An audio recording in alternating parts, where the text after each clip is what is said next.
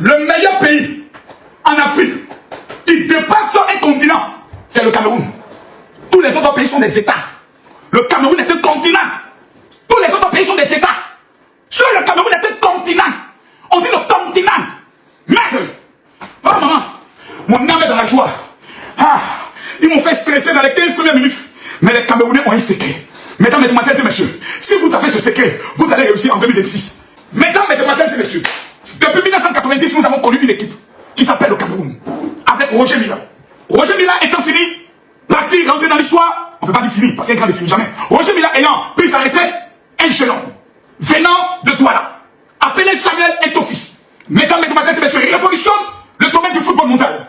Quel était son secret? Je vous le révèle ce soir. Meilleur footballeur africain de tous les temps.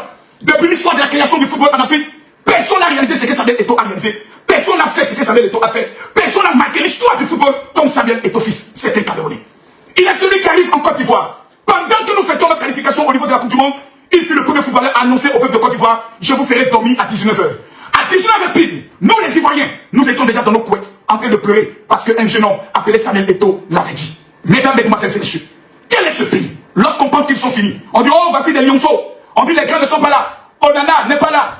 On dit: qui encore n'est pas là. Vous pouvez faire quoi? Des petits chatons, des chatons. Les chatons, on dit: nous partons exactement au niveau du Maroc. Le premier match, on a vu que les chatons se sont transformés en lions. Mesdames, mesdemoiselles et messieurs, je vous présente ici l'équipe nationale, les lions indomptables du Cameroun, le pays de mon cœur. À Tangana, vous parlez ce soir. Mais la question est de savoir, mon général, je veux réussir en 2026. Quel doit être le secret? Soit Camerounais. Je vais vous révéler le plus puissant secret de la réussite, qui est le secret des Camerounais appelé le Hemblé. C'est ça, non? Le Hemblé. Le secret des Camerounais est appelé le Hemblé. Le Hemblé est une association du cœur et de l'esprit qui fait en sorte que tu deviens inébranlable.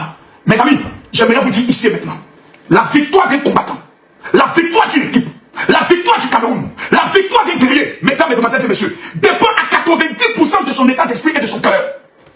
Francis Ngannou n'est pas champion parce qu'il est le plus fort au monde. Il est champion parce qu'il a le Hemblé. Francis Ngannou est champion du monde parce qu'il a le Hemblé. Il a combattu des gens qui peuvent le frapper. Mais il a dit dans son cœur: ce gars-ci est un garçon comme moi. Il ne pourra jamais me taper, à moins qu'on me drogue. Ce soir, j'aimerais vous le dire. Vous savez, la majorité des gens qui échouent dans la vie, et pendant une année, c'est parce qu'ils acceptent leurs conditions. C'est parce qu'ils acceptent leur niveau de vie. Ça, je vous le dis clairement. Oui, bonsoir. Vous avez écouté là le plus camerounais des Ivoiriens, Camille Makosso.